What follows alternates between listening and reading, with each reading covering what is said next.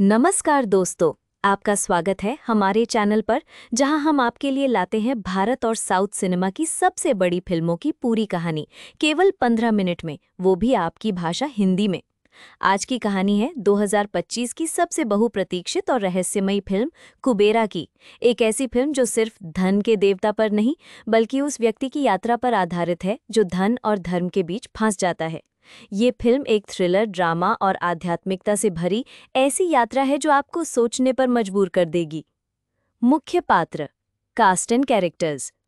कुबेरा यानी नंदन, धनुष, एक गरीब लेकिन ईमानदार इंसान जो अचानक बन जाता है अरबपति, लेकिन उसके पीछे छिपे हैं गहरे रहस्य।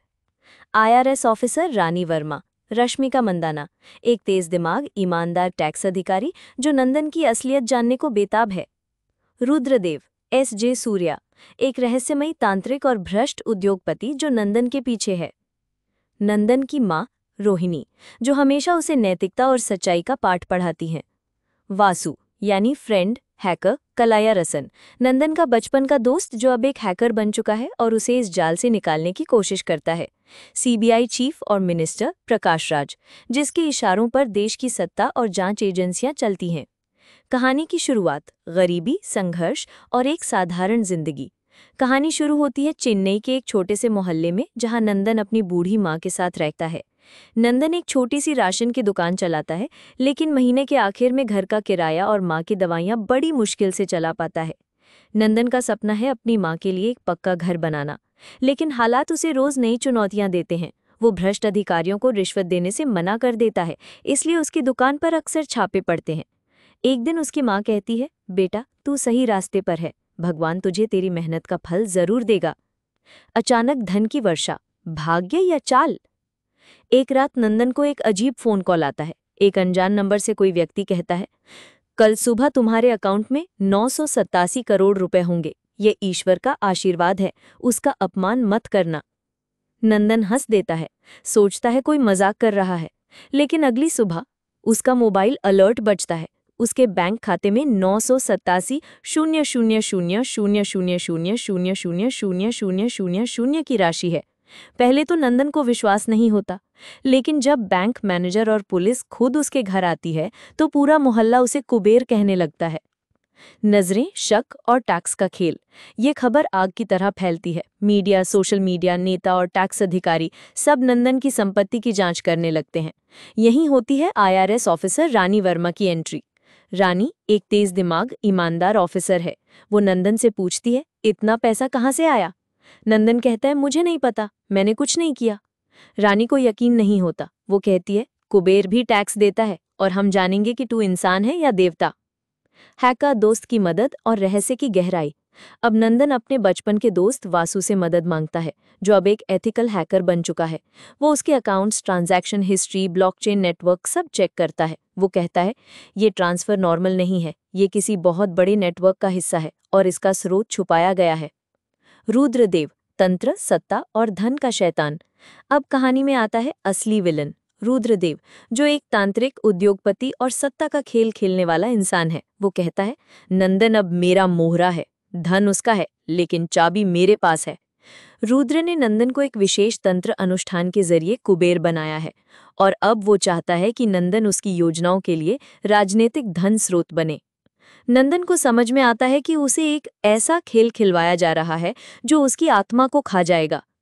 नंदन का आत्मसंघर्ष और बदलती सोच। नंदन अब एक आलीशान बंगले में रहता है। मीडिया उसे नया कुबेर कह रही है, लेकिन उसके चेहरे पर वो सुकून नहीं है जो पहले एक चाय की दुकान चलाते वक्त हुआ करता था। हर तरफ से सवाल आ रहे हैं, कहाँ से आया ये पैसा? क्या कोई घोटाला है? क्या नंदन किसी अंडरवर्ल्ड से जुड़ा है? माँ अब कम बोलती हैं, लेकिन उनकी आंखों में चिंता है। वो हर दिन पूजा करती है और नंदन से कहती है, जो रास्ता ईमानदारी से ना आए वो रास्ता देर तक साथ नहीं देता। नंदन अंदर से टूटा हुआ है। वो जानता है कि पैसा उसका नहीं है, लेकिन अब वो उस दुनिया में खड़ा है जहां सच्चाई से ज्यादा इमेज बिकती है। रानी वर्मा की गहराती जांच। आईआरएस ऑफिसर रानी वर्मा हर दिन नंदन के पिछले accounts, GST filing, mobile data, IP address और यहाँ तक कि नंदन की माँ की ज्वेलरी तक की जांच कर रही है। वो कहती है, पैसा सिस्टम में बिना निशान छोड़े नहीं आता और हर ट्रांजैक्शन का एक हस्ताक्षर होता है। एक दिन रानी को वासु से एक गुमनाम ईमेल मिलता है। एक एन्क्रिप्टेड फाइल जिसमें दिखता है कि नंदन के अकाउंट में पैसा एक विदेशी शेल कंपनी से आया है जिसका असली मालिक है रुद्रदेव। अब रानी समझ जाती है कि नंदन एक मोहरा है, लेकिन क्या वो मोहरा अब बादशाह बन सकेगा? सीबीआई की एंट्री और वासु का अगवा होना। सीबीआई के डायरेक्टर यानी प्रकाश राज अब मामले में घुसते हैं। वो रुद्रदेव के पुराने रिश्तेदार हैं और उसके काले धन को वाइट करने में मदद करते हैं। वासु, जो सच्चाई निकालने की कोशिश करता है, अचानक गायब हो जाता है। नंदन को एक वीडियो कॉल आता है। वासु एक सुनसान गोडाउन में बंद है। रुद्र की आवाज आती है, अब बस इतना जान लो कुबेर, जिस धन से तू चमका है वो शमशान की राख से निकला है और राख फिर राख बनती है। आत्मबोध और निर्णय की रात। उस रात नंदन मंदिर जाता है, माँ की गोद में सिर रखता है और कहता है, मुझे नहीं चाहिए ये दौलत नहीं, शाप है। माँ कहती है, शुद्ध धन कभी डर नहीं देता, पर जो डर दे वो धन नहीं होता। अब जो करना है पूरे देश के सामने करना। प्रेस कॉन्फ्रेंस, सच का पर्दाफाश।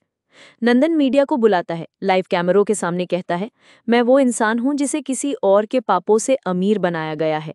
इस देश का सिस्टम मुझे महान बता रहा है, पर मैं जानता हूं कि मैं धोखे का हिस्सा बना हूं। मैं सारी सच्चाई बताऊंगा, लेकिन मेरी शर्त है वासु को सुरक्षित लाओ। क्लाइमैक्स, रुद्रदेव का पतन और नंदन का उत्थान। सीबीआई टीम अब 2 हिस्सों में बंट जाती है। कुछ ईमानदार ऑफिसर रानी वर्मा के साथ मिलकर वासु को ढूंढते हैं। दूसरी तरफ प्रकाश राज रुद्रदेव को बचाने की कोशिश करता है। एक धमाकेदार छापेमारी में वासु को छुड़ाया जाता है और उसके पास मौजूद डेटा को देश भर में लाइव किया जाता है। जैसे रुद्रदेव की तांत्रिक और काले धन की दुनिया उजागर हो जाती है। रुद्र को गिरफ्तार किया जाता है, प्रकाश राज का इस्तीफा होता है और नंदन वापस अपने पुराने घर में लौटता है। अंतिम दृश्य, कुबेर की सच्ची परिभाषा। नंदन फिर से अपनी छोटी दुकान खोलता है। अब उसमें किताबें, मिट्टी के गणेश और सच्चाई की कहानियां बिकती हैं। रानी वर्मा आती हैं और पूछती हैं, अब जब सब तुम्हारे पास था, तुमने छोड़ क्यों दिया? नंदन मुस्कुराता है और कहता है, कुबेर वो नहीं जिसके पास धन हो, कुबेर वो है जो उस धन को पवित्र बना सके। स्क्रीन पर आता है, सच्चा धन वो है जो आत्मा को डराए नहीं, संवारे। आगे आने वाली मूवीज के लिए ऐसे ही सब्सक्राइब करें।